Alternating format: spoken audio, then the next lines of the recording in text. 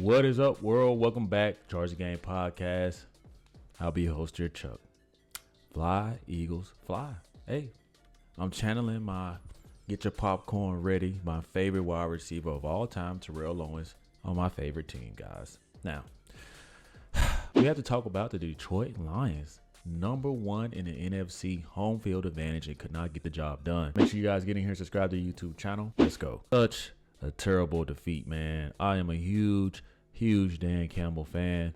I will admit, if the Eagles did not, go far in the playoffs, my default backup was going to be the Detroit Lions. And I actually wanted this to be decided in the NFC Championship against my Philadelphia Eagles and the Detroit Lions. However, there's a bad man in the land of Washington. He goes by the name of Jaden Daniels. And this kid here is, goodness gracious, man. This kid does not flinch. And to be sent home, I'm telling you guys, I can only imagine how it feels to be in Detroit right now. To be sent home by a rookie. And you had home field advantage, which means that your home crowd was going crazy, going bonkers. And to see how this happened, man, where do we start here, man? I know a lot of people want to blame Jared Goff. Jared Goff, man, that's the same look we saw all game. The turnovers, what do you have, 4 or 5 turnovers?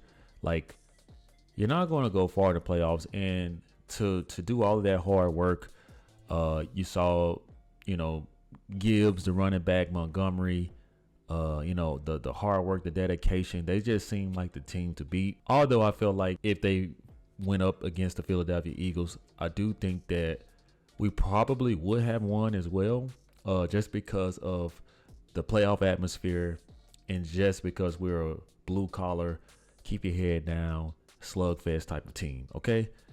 But Jared Goff, man, I still have tremendous respect for Jared Goff.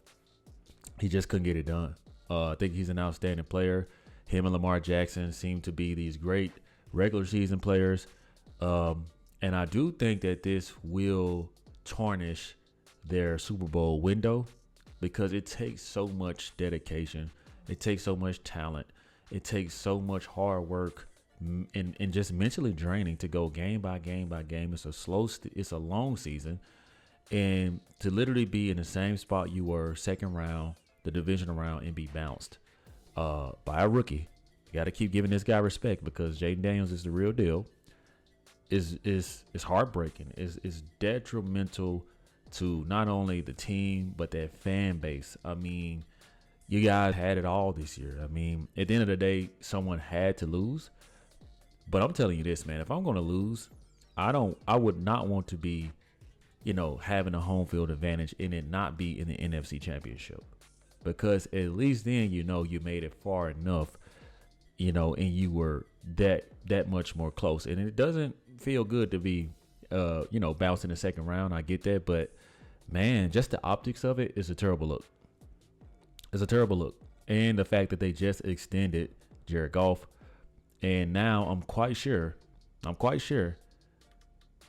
McVay is somewhere saying, hey, that this is why we got rid of him. Outstanding talent, number 1 pick, first round pick, but he just can't seem to seal the deal at times. And this was a critical moment. The Washington Commanders were just risky. They were more risky. They knew that they had the lesser talent, but they had more guts. You guys see how Jaden Daniels is always like this. This dude is always smiling. I don't know if I've ever seen him mad, but this guy's aura and the way that he just goes about his preparation. I read something where he uses like virtual reality to pretty much simulate the stadium, the coverages, the way he shows up. They need to go ahead and pay this guy. His rookie season is just too sensational. He's more, in my opinion, a balance of a little bit of standard quarterback mixed with dual quarterback, and not just a dual quarterback. He's a pocket passer that can move very, very well. His precision is just off the radar, and the way that he's making his wide receivers look. Hey, they got the right guy. They got Magic Johnson in the building. You got Bob Myers, whatever his name is, the guy from the Golden State Warriors. They have something good going in Washington, and I'm saying that as an Eagles fan, we are going to be in some battles with this guy here because he's only going to get better. The tape is out on him, and he's still beating you with everything you know about him. Now, he's going to hit that sophomore slump, and maybe, it'll be a little bit more challenging. But this guy's unfazed, man. This guy went to Detroit and sent them home. You just don't see that. You just don't see that.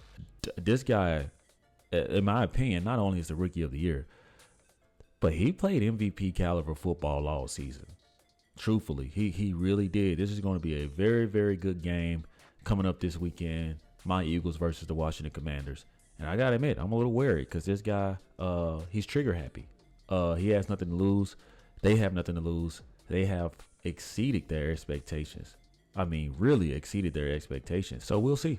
But congratulations, Jaden Daniels. We'll see you next weekend. Now, before we get out of here, let's talk about why I said the Super Bowl window is going to be closed. Aaron Glenn, Ben Johnson, they're interviewing heavily. And maybe this has something to do with preparation. Maybe all the interviews they had took them away from their game plan.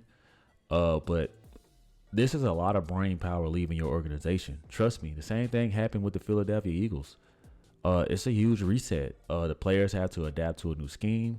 They have to get out of that slump. Like, man, we made it this far again. The heart, the desire may not be there with certain players. It may be starting off pretty ugly next season. But these two being gone is going to be a huge blow to the Detroit Lions and that fan base, man. That organization is losing some great coordinators.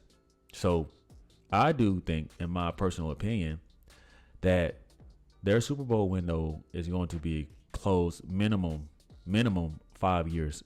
Minimum 5 years. And we saw how long it took for them to get this competent. So it could go longer than that.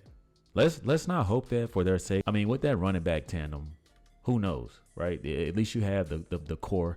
You're going to get Hutchinson back. I'm quite sure that had a lot to do with, why they couldn't set the edge properly. But, man, this is just unfortunate, man. And I want to ask you guys, like, who do you primarily place the blame on if you are Detroit Lions fans? Even if you are the Washington Commander fans, like, I want to hear from you guys, like, your input. And what do you think went wrong in this game for the Lions and what went right for the Commanders? Thank you guys for watching. Make sure you subscribe to the YouTube channel. Thumbs up, like the video. I'll see you in the next one. Peace. Yeah.